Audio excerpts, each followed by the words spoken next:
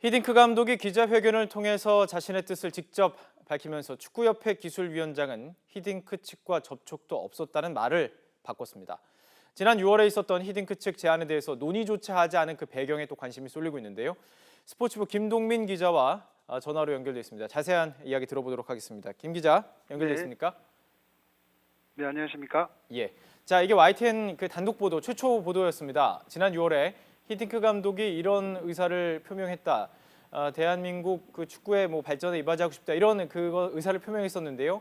이 내용이요. 히딩크 감독의 기자회견을 통해서 확인이 됐습니다. 그런데 축구협회가 좀 말바꾸기를 계속해왔죠?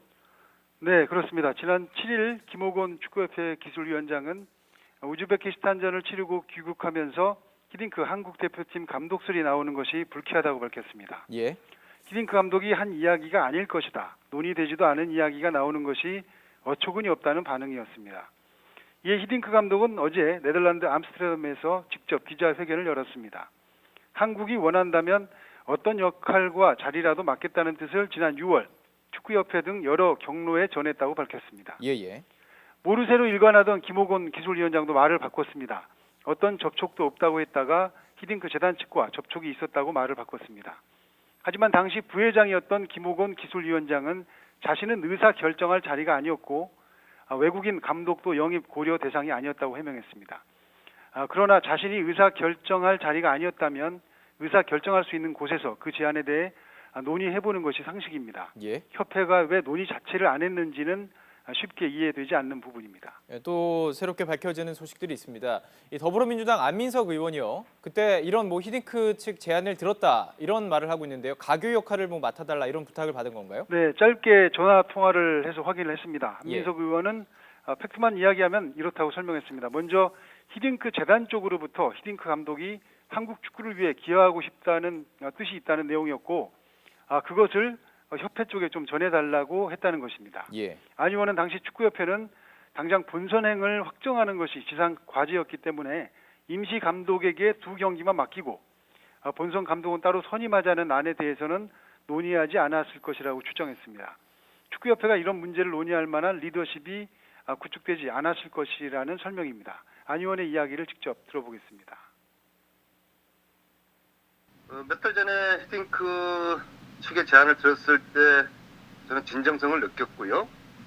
단지 축구협회 내부에서 이 중요한 문제를 논의하고 결정할 만한 리더십이 구축되지 않았기 때문에 논의를 할 수 없었을 거라고 저는 생각합니다.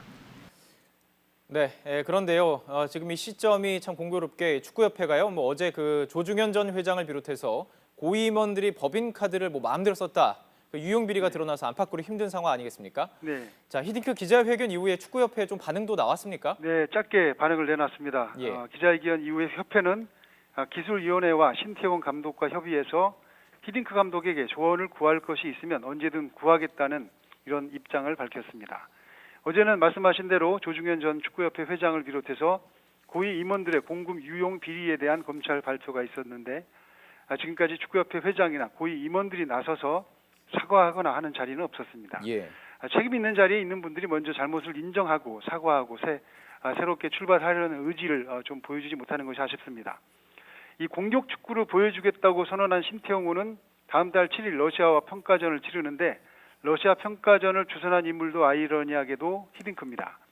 대표팀이 일단 이 평가전에서 어떤 경기 내용을 보여주고 또 어떤 경기 결과를 가져오느냐 하는 것이 가장 중요해졌습니다. 예. 만약 평가전에서도 최종 예선전에서 보여준 경기력을 재현한다면 히딩크 바람은 더욱 거세게 불며 신태용 호를 흔들 것으로 보이기 때문입니다. 지금까지 스포츠부에서 YTN 김동민입니다.